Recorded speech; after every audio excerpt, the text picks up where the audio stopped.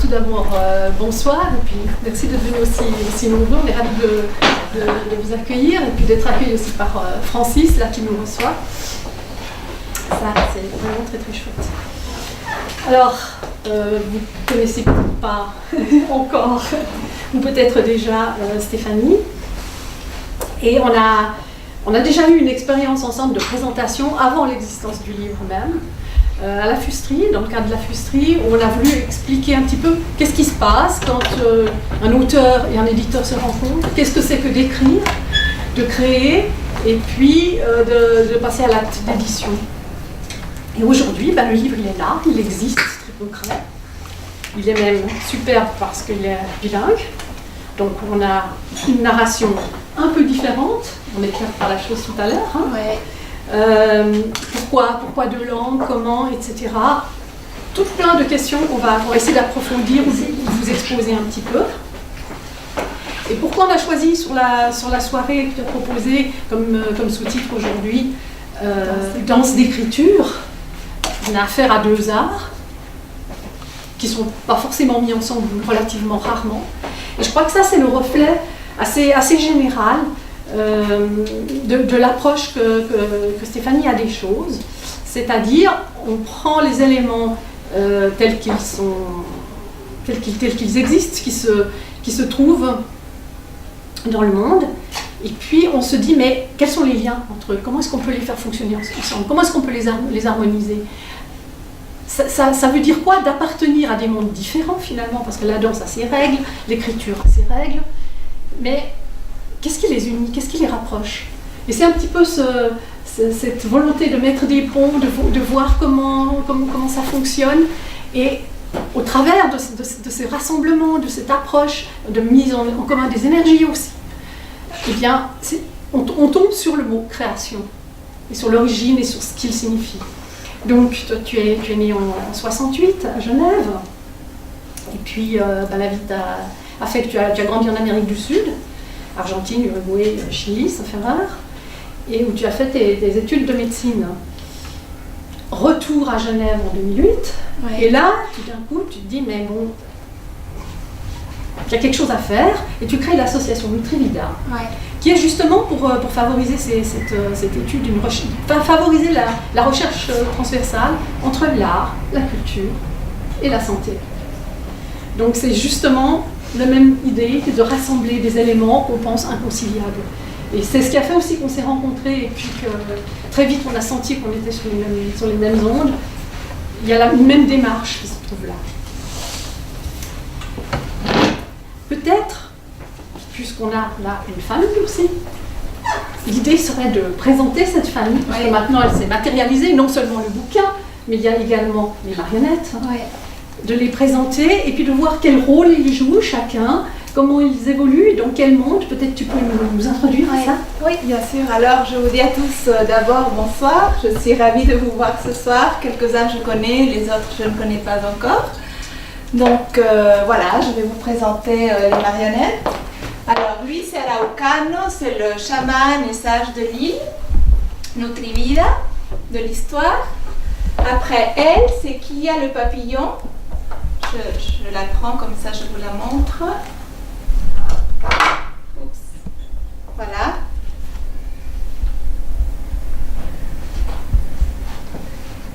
Lui, c'est Sacha, l'hippocampe.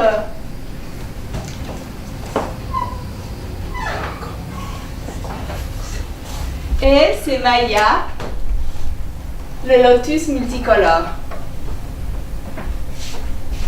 Oups, bon. Le lotus multicolore.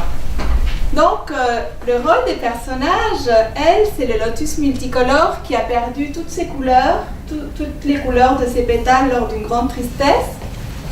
Et lui, c'est Sacha, l'hippocampe, c'est son ami inséparable avec lequel ils font un voyage. Et c'est là qu'ils vont retrouver, quand ils débarquent sur une île qui s'appelle Nutrivida, ils vont rencontrer Araucano, qui est le sage et le chaman de l'île, et qui a sa compagne, qui est Kia, le papillon. Donc voilà. Il y a d'autres personnages aussi dans l'histoire. petits chats coccinelles et trèfles blancs que je ne les ai pas encore parce qu'en fait c'est une amie, Maïsa Garcia Rinzonis, qui habite à Barcelone, qui a fait les marionnettes en mousse, si vous voyez. Ben, je vais vous les montrer plus de près, comme ça vous pouvez les voir. Elles sont toutes faites avec de la mousse de récupération, donc elle a fait les autres marionnettes aussi, mais encore on n'a pas eu l'occasion de les avoir. Donc voilà.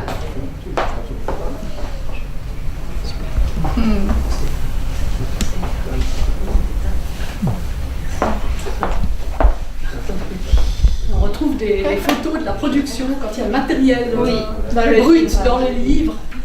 Voilà, ça c'est la personne qui a créé les marionnettes aussi. Voilà, alors il y a aussi un autre personnage qui s'appelle Diagnostic. Et bon, disons que l'histoire de la pièce, justement, et ça va être pour répondre à ta première question.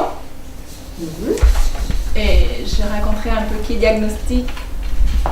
Au fond, ton ouvrage, il met en scène et puis en avant des personnages qui ont toutes des caractéristiques extrêmement différentes. Oui. Il insiste sur la différence, sur la variété de tous ces personnages, exactement comme on a des arts différents, comme on vient d'évoquer tout à l'heure. Mais de ces différences même, toi, tu nous les amènes en disant, mais au fond, est-ce que c'est pas là l'origine même de la création? Oui. Alors, justement, dans la pièce, il y aura plusieurs niveaux d'opposés qui se jouent parce que les personnages que je vous ai montrés là, c'est des personnages qui croient à la magie, qui croient à la poésie, et le personnage de Diagnostic qui croit au monde rationnel, au monde logique. Et ces opposés vont s'intensifier dans la pièce jusqu'à un moment où ils vont se rendre compte qu'ils sont tous nécessaires pour tous et que la richesse, elle est là, justement. Puisqu'on ne peut pas être intelligent tout seul, il y en a tous besoin de tous. Et c'est reconnaître en fait que dans toute pensée rationnelle, logique, il y a une touche de magie et de poésie, et que dans toute pensée magique et de poésie, il y a une touche aussi de logique et de rationnel. Donc, ce qui est intéressant, et c'est là que j'ai voulu, faire ma recherche, c'est de quelle façon pouvoir dépasser cette dichotomie et ne pas rester dans des oppositions où ce qu'il y aurait eu, ça serait une symétrie en augmentation. Donc en fait, ce qui est intéressant, c'est comment, à quel point, quand est-ce qu'ils vont se rendre compte qu'ils sont tous nécessaires et qu'ils vont justement intégrer ces deux mondes. Donc en fait, c'est là où il y a la nuance qui est tellement importante, parce que finalement cette richesse se nourrit de la nuance, et cette nuance existe parce que, comme j'ai dit auparavant, dans toute pensée rationnelle et logique, il peut y avoir un peu de poésie et vice-versa. Donc c'est face à cette richesse de la diversité aussi et dans cette intégration des opposés, qu'il y a un regard bienveillant, et c'est un regard qui est proche de la contemplation, à mon avis, parce que c'est un regard qui est en dehors des préjugés, en dehors des idées reçues, et un regard qui justement est un regard d'amour. Est un regard d'amour. Donc, comment pouvoir déployer ce regard? Peut-être là on a le premier extrait. Oui. La vie. Qui pourrait un tout petit peu illustrer la chose. Oui.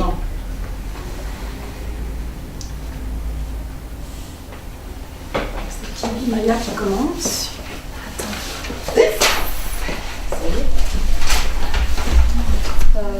J'arrive. Tu as quelle page? 60, 61. Ouais. Donc, il y a le papier de Maya qui vont nous renseigner un petit peu sur la situation. Allez, Diagnostic, ne te fâche pas. Nous sommes comme toi finalement et on a besoin de toi. Diagnostic, étonné et touché, pourquoi avez-vous besoin de moi? Sacha, l'hippocampe qui se balade là. formule d'Einstein soit interprétée par tout le monde de la même façon, nous avons besoin d'unifier les critères, comme tu le proposes. Je vois, et alors? Alors, on a besoin d'une méthode de catégorisation qui soit exacte, pour pouvoir nommer les phénomènes, et à partir de là, chercher à comprendre qu'il y a. Mais toi aussi, tu as besoin de nous. Comment ça? Pour la formule d'Einstein, qu'elle puisse être dansée, tu as besoin de notre fantaisie, de notre sensibilité et de notre perception fine du monde invisible. Diagnostic qui ne comprend pas. Et cela pourquoi faire? Ça sert à quoi d'être sensible au monde invisible? Maya, la sensibilité est un don diagnostique. Il nous permet de mieux nous connecter aux autres pour comprendre leur joie, leur douleur. Tia. Et tu as donc besoin de ce condiment dans ta catégorisation. Araucane.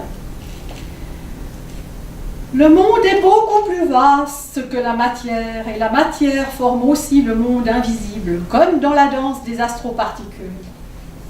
Sachant. Nous sommes tous indispensables pour danser la formule.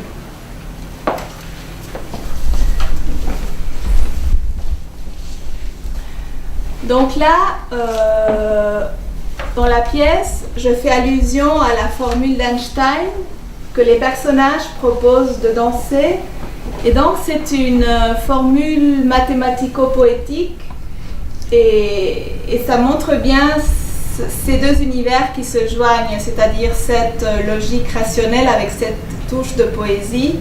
Et c'est une métaphore finalement pour inviter justement, quand les personnages invitent Diagnostic à danser la formule, en fait ils sont en train de l'intégrer et de eux s'intégrer aussi à lui pour justement pouvoir être dans ce dépassement dichotomique et ne pas rester figé dans... Au fond, tu es en train de nous sortir un nouveau paradigme et nous dire que la science est poésie. Je pense qu'en quelque sorte elles se rejoignent, la danse, la science et la poésie. Je pense que à un moment donné, la démarche scientifique peut être proche à la démarche poétique. Je pense que dans toute démarche scientifique, parfois le chercheur, le scientifique passe par des moments de chaos, d'intuition aiguë, même si la forme est très rigoureuse. Et je pense que dans ce sens-là, la science peut joindre la poésie. Je pense également que ce qui anime le chercheur, bon, je ne veux pas généraliser, hein, mais je parle peut-être d'un nombre de scientifiques et un nombre de poètes, c'est le feu sacré. Je pense que derrière cette recherche, cette quête de connaissances, cette quête de l'origine qui nous anime, il y a ce feu sacré et que ce feu sacré est aussi partagé dans la poésie. Donc je pense qu'ils peuvent se joindre, ces deux mondes. Donc si tu parles de feu sacré, tu le conçois sous une forme d'énergie, donc de mouvement? Oui, d'énergie, de mouvement, de passion, exactement. Et en plus là, ce monde scientifique aussi peut être teint de cette contemplation que je disais auparavant par rapport au regard bienveillant, parce que c'est un peu comme, je le sens un peu comme l'instar entre l'inspiration et l'expiration, c'est ce moment de suspension où il y a tout et il n'y a rien en même temps, où pour moi c'est aussi un peu le présent, le futur et le passé qui se joignent dans un point. C'est un peu ce... Donc tu serais assez d'accord avec la formule des atomistes grecs qui dit rien ne se perd, rien ne se crée, tout se transforme. Oui, je pense. Et je crois que si Einstein a fait les découvertes qu'il a faites aussi, c'est parce qu'il était très connecté à son poète intérieur.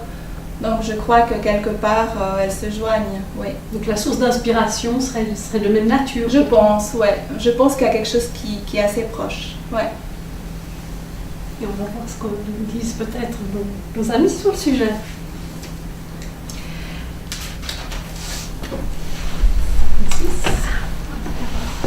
Tu veux? Oui, tu peux faire.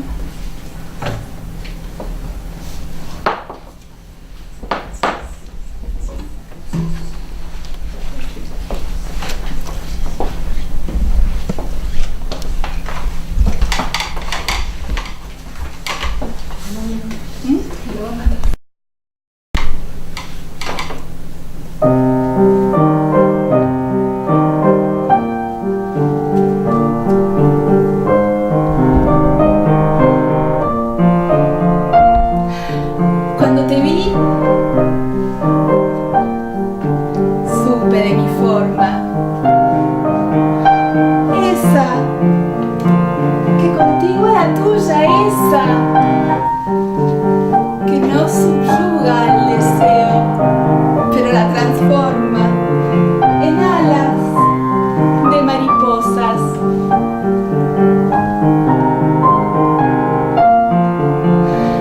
Donde la obra festeja el misticismo, donde el alba florece mi horizonte, porque tu forma esculpe la mía, porque la mía protege la tuya, porque el himno incesante del encuentro arrulla un canto de magnolias.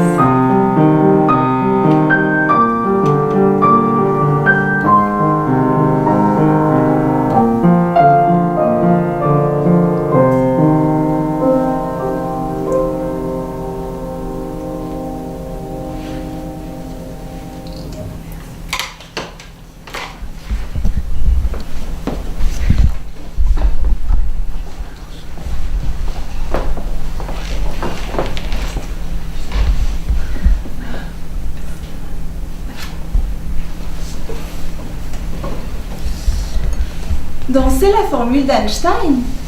Comment se danse-t-elle la formule d'Einstein? Elle est invraisemblable, cette proposition.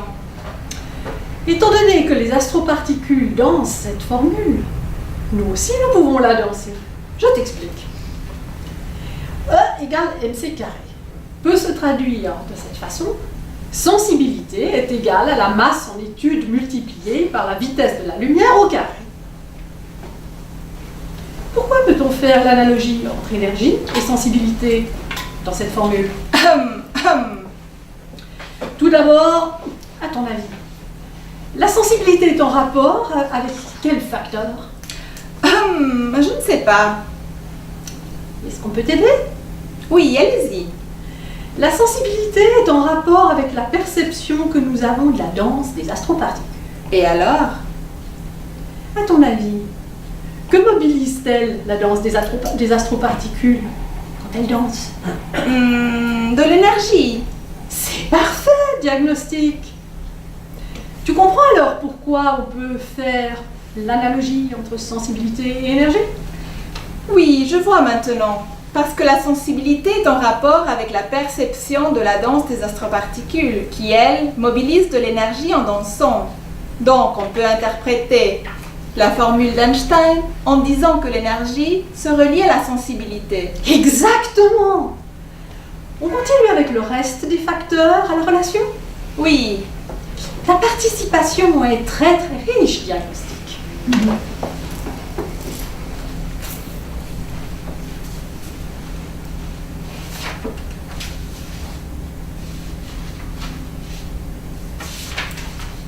Et au fond, tout à l'heure, tu as choisi l'espagnol pour t'exprimer.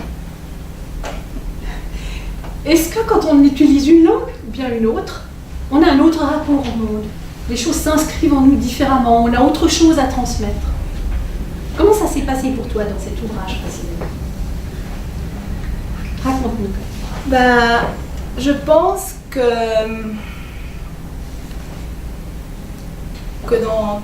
dans les paroles, les langues qu'on choisit, il y a une texture émotionnelle. Et cette texture émotionnelle, elle est imprégnée du vécu. Donc, je pense que oui, qu'il y a des différences entre l'espagnol ou le français.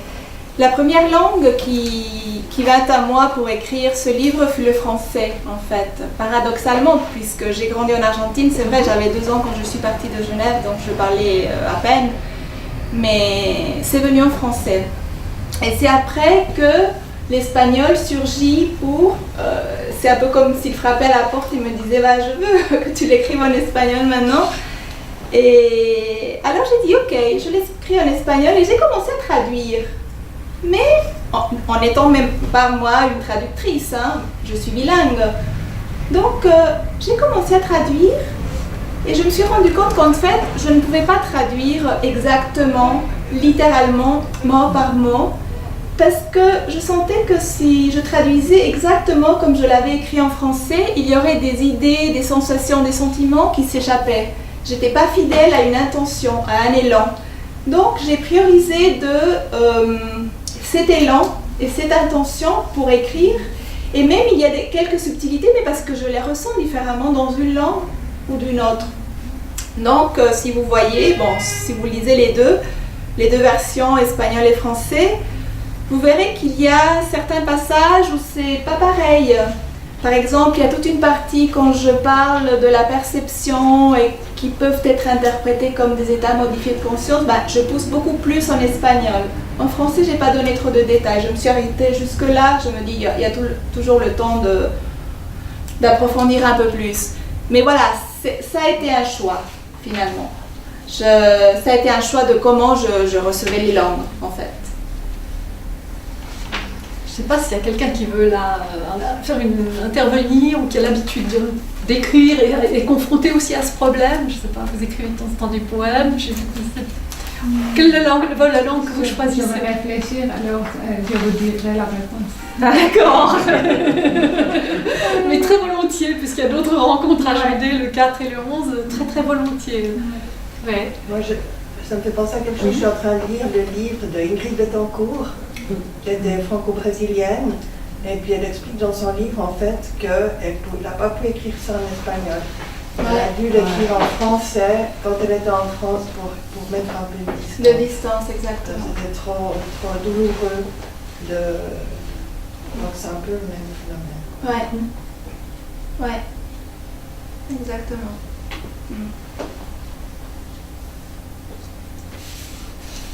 D'autres personnes qui C'est passionnant ce que vous dites, en particulier le rapport énergie-sensibilité, qui se trouve dans beaucoup de domaines. Je trouve ça très intéressant. Ouais, parce que d'habitude, la sensibilité fait partie d'un champ de connaissances, bien sûr, où les magnétiseurs, ou les artistes sont habitués à ce terme. Mais dans un terrain médical duquel je suis issue, on n'en parle pas trop du mot sensibilité. Moi, je pense qu'il faut faire très attention aux mots qu'on utilise parce que selon le mot qu'on choisit, on est en train de mettre une étiquette ou pas. C'est très fort. Pour moi, personnellement, je ressens la vibration énergétique des mots très fortement. Donc, je suis très sensible à ça et je respecte. C'est un choix. Donc là, dans cette formule où je fais l'analogie entre la sensibilité et l'énergie dont parle Einstein dans sa formule, et que je fais l'analogie que ça c'est égal à la perception fine que nous avons de la danse des astroparticules. Pour vous situer, pourquoi la danse des astroparticules? Les astroparticules dans mon livre, et ça je le spécifie bien parce que c'est un terme scientifique issu de la science, donc je mets bien au début que la rigueur poétique est plus importante que la rigueur scientifique dans ce livre. Donc voilà, mais c'est des particules qui viennent du cosmos. Donc dans l'histoire, ce que je fais, c'est que les vibrations qui nous relient sont sensibles à ces astroparticules qui viennent du cosmos. Et donc un corps qui est la nature de l'être, qui est en harmonie avec elle-même, avec son essence, avec sa nature, la danse des astroparticules sera en forme de cœur, d'étoile, tandis que si le corps n'est pas en harmonie avec sa nature, la danse elle sera bousculée et frappante. Et je dis ça parce que c'est pour ça que j'ai fait l'analogie dans cette formule, parce que pour moi la sensibilité est très proche de cette perception fine que nous avons du monde. Et c'est une perception qui nous donne plein de détails, plein d'informations. Donc c'est comment on décrypte ce monde invisible, comment on met des mots à ce monde invisible. Et puis la médecine est un petit peu un élément charnière. Enfin, c'est pas on dit bien l'art médical, et je pense que ça vient pas de nulle part non plus. C'est à la fois une science, où ça se réfère à des sciences, où on essaye de rentrer ça dans le cadre d'une science, et au fond, on parle de quelque chose qui est tellement indéfinissable, chaque individu étant différent. Je pense que peut-être c'est aussi le fait que tu aies choisi de te construire dans cet univers-là, que tu l'aies comme référence, que tu es plus facilement ouverte aux choses. Je pense. Comment tu verrais ça? Est-ce que si tu étais physicienne, par exemple, en parlant d'astroparticules, tu penses que tu aurais développé le même regard ou... Quand tu parles, je te réponds d'abord à la première question. Quand tu parles d'art médical, en fait, pour moi, l'art médical, et pourquoi je sens qu'il y a de l'art dans la médecine, ça fait référence à quand tu es avec ton patient dans ton espace thérapeutique. Et pour moi, c'est le vrai art de la médecine. Parce que, bien sûr, il y a des protocoles, il y a plein de protocoles qu'on reçoit en étant médecin, mais il y a quelque chose que aucun protocole contient, et ça fait partie de cet art, et c'est ce qui se passe au niveau vibrationnel avec ton patient. Donc ça, il faut faire très attention, parce que parfois, on fait plein de lois, de règles, et on ne met aucune sensibilité. Moi, je pense qu'aujourd'hui, le patient qui souffre parfois de sa sensibilité, c'est parce qu'on ne peut jamais contenir une sensibilité dans un cadre, dans un moule préfabriqué. Donc pour moi, c'est pour ça que je conçois la médecine comme un art, et c'est comme ça que j'aime le pratiquer.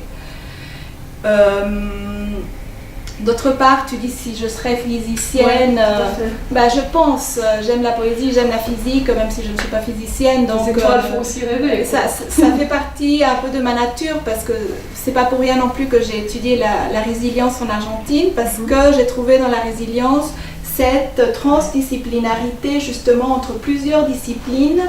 Le travail social, la psychologie, la médecine, la sociologie, l'anthropologie, etc. Donc c'était une façon de relier et de parler finalement d'amour. C'est la première fois en médecine que j'ai entendu parler d'amour. Et on pouvait se le permettre de parler dans ce langage-là. Donc oui, finalement, je suis à l'aise avec tout ce qui relie, je veux dire. Essayer de trouver des ponts. Parce que la réponse de ce cadre-là, je la trouve à côté. Je ne la trouve pas là. Vous voyez, donc voilà, c'est un peu ma façon d'étudier le champ de connaissances qui m'intéresse. Et là, on a vu que toutes les choses pour toi sont dans le mouvement, ou s'inscrivent dans le mouvement très nettement. Mais en même temps, tu écris une pièce de théâtre, il y a une écriture dialoguée, avec un certain rythme. Et en même temps, c'est presque un conte. On est dans un univers onirique, où on est vraiment dans l'imaginaire, dans la création, et presque dans le retour à la création tout court. Ouais. Mais comment est-ce que tu vois le rapport entre l'écrit, ou le fait d'écrire, et puis l'oralité du conte? Deux mondes où la langue est un véhicule. Ouais. Mais comment est-ce que tu ressens les deux choses? On sait que on a envie de monter, on peut bien le dire, on cherche quelqu'un qui a envie de participer pour monter en spectacle, pour concrétiser cette parole et la remettre dans le monde oral. Mais pour toi, tu l'as conçu d'abord sur la feuille de papier, ou bien c'est dans ta tête que tu l'as entendu comme quelque chose d'oral, comme un conte que tu as envie de retransmettre? Le rapport entre ces deux mondes, est-ce que tu pourrais nous éclairer là-dessus? C'est un peu entre les deux finalement, parce que cette histoire, elle était très vivante en moi, donc elle sortait comme ça, je l'ai laissé faire, parce que pour moi la plume de l'écrivain a ses propres lois et il faut laisser qu'il fasse son chemin. Donc là, moi je laisse que ça, disons que le flux, je le laisse passer. Donc c'est vrai que cette histoire, elle s'est construite d'une façon où au début je ne savais pas où j'allais arriver, ça c'est formidable. Mais en même temps, je me suis laissée emporter par ces personnages qui apparaissaient. Donc, bien sûr, après, j'ai mis ma touche d'écrivaine. Mais il y a eu plein de dialogues que j'avais à l'intérieur de moi, que j'avais envie d'écrire, et ça surgit comme ça. Donc, c'est pour ça que je peux dire qu'il y a de l'oralité dans ce que j'ai écrit. Il y a une influence de l'oralité dans ce que j'écris. Mais bon, après, c'est écrit, donc c'est clair qu'il y a toute une retouche littéraire qu'il faut faire. Bon, plein de choses, Mais je peux dire que oui, qu'il y a cette conjonction des deux. de l'oral et de l'écrit. D'où le côté pièce pour le porter plutôt qu'un roman. Exactement. Tu n'aurais pas pu l'imaginer sous forme d'un roman. Non, non, non, non. J'ai besoin de le porter dans la langue. C'est très clair. Je ne sais pas s'il y a des témoignages par rapport à l'écriture, si quelqu'un a envie d'intervenir sur ce... Moi, ce qui m'a touché dans ce livre, c'est... je parle pas l'espagnol, mais j'ai pu le lire en le dansant. Et ce que je trouve que le médium de ce livre, c'est quand même la danse. Et je suis pas non plus un danseur, mais un gâché, oui, pour moi-même. Mais ça veut dire que moi, j'ai plutôt dansé ce livre. C'est étonnant. Il avait une profondeur, en fait. Il a un rythme au Et je niveau de trouve la que le langue. médium entre ces deux langues, une que je connais pas, eh bien, en fait, c'est la danse qui fait que j'ai pu danser des mots, en fait, que ça soit en français ou... Et puis bon, ces personnages qui sont très présents, donc c'est difficile d'expliquer, j'avais jamais lu quelque chose comme ça. Je trouve que c'est quelque chose de nouveau. Pourtant, j'aime beaucoup lire, je lis pas forcément beaucoup de pièces de théâtre, mais des fois c'était un peu plus abstrait pour moi. Et je trouve que le médium de la danse, j'ai trouvé ça... Moi, ça m'a touché personnellement. Oh, je te Voilà. remercie, Christophe. J'attends de voir aussi, j'aimerais bien... Je trouve que c'est une pièce à participer, en fait. Oui, oui. On a envie ça. de rentrer dans la danse, Oui, parce que c'est absolument. très simple, c'est très sobre. J'ai mis aussi cette sobriété qui me permet de rêver entre chaque phrase et construire mon propre monde. J'ai eu beaucoup de liberté dans ce livre, en fait. Ça, c'était génial. Aujourd'hui, quelque part, il y a des experts partout. Là, il n'y avait pas d'experts. Il y avait bien un diagnostic, mais on a plutôt de la compassion pour finir. Pour son propre diagnostic à soi. Ouais. Et puis il y a aussi Araucano, la sagesse populaire, mais en même temps, il n'œuvre pas comme un donneur de leçons non plus, à aucun moment. Oui. Il expose ses doutes. Hein. Donc c'est ça aussi qui est assez saisissant. Moi, je te remercie, Christophe, parce que ça me touche ce que tu me dis. Parce que c'est vrai que dans la pièce, dans l'écriture, j'ai voulu laisser, pour moi c'est important de laisser l'espace au lecteur, tu vois, vraiment. Et c'est pour ça que ton retour me... Merci.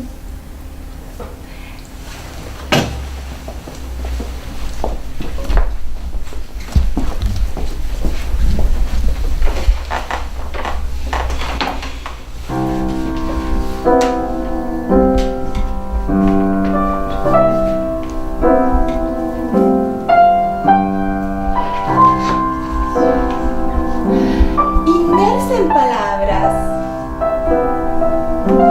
navegando entre aristas, rayando sentidos.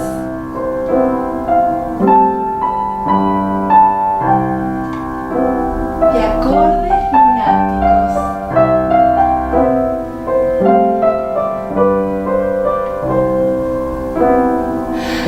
Te llevo presente, luna desteñida, confiando destellos de piel escondida.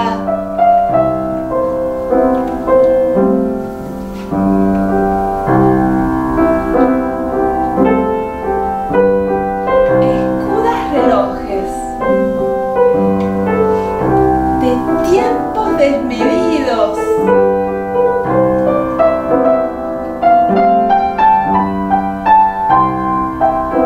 Al compás de tu hora,